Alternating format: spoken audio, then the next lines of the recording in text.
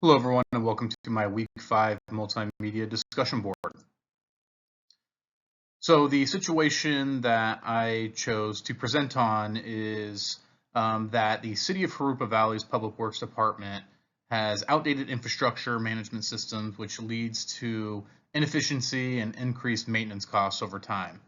And the proposed change would be that to implement a new integrated infrastructure system that uses advanced technology such as GIS mapping or predictive maintenance software um, to um, to really get the maintenance program back on track. So, looking at how the change should be made, first and foremost, bringing in the city has an opportunity to bring in a new department head that has the expertise in in implementing modern infrastructure technology and change management at the same time.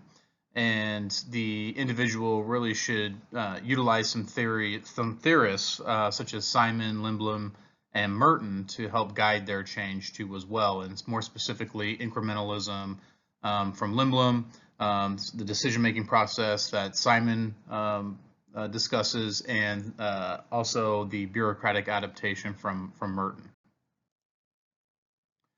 So starting off with Simon's bounded rationality and satisficing. So Simon proposed that decision makers operate within the limits of the information that they have and some of the cognitive capacities, and they often aim really for just satisfactory rather than the optimal solution. And the new manager in this situation should really utilize this and recognize the constraints that the department has as far as information and resources, and then focus on selecting the new infrastructure management system that meets the essential needs and can be implemented effectively without trying to get a solution that meets every need that they have. And then use decision-making processes that prioritizes practical and achievable solutions over idealistic, maybe unattainable goals. And the benefit of doing this is that it would ensure that the chosen solution is both realistic and feasible. It can promote more effective and practical decision-making throughout the process, and it can help avoid pitfalls of aiming for perfection instead of focusing on the tangible process. Moving on to incrementalism and Lindblom's kind of the muddling through.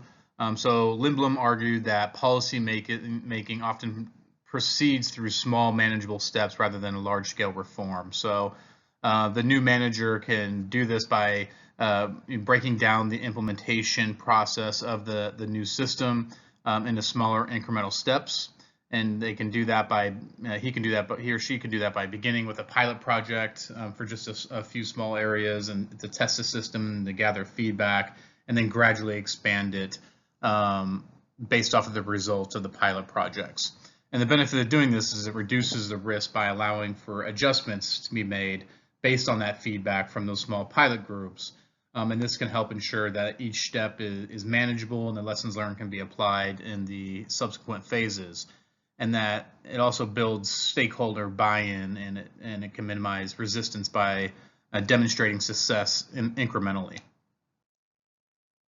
The last theory is Merton's analysis of bureaucratic dysfunctions, and he identified potential negative consequences of bureaucracy, such as trained incapacity and goal displacement and bureaucratic ritualism. The new manager can really use this to recognize and address potential bureaucratic inertia or resistance to change within the department.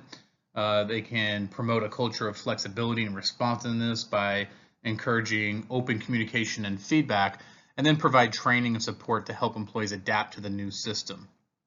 They can also monitor and implement processes closely to identify and address any issues that arise. So the benefit of this is really it encourages adaptability and reduces resistance to change. And then it can ensure a smoother implementation by fostering a supportive environment. And then it can help maintain focus on the primary goals of the new system and prevent goal displacement. So that concludes my presentation. Thank you very much for watching, and I look forward to watching yours.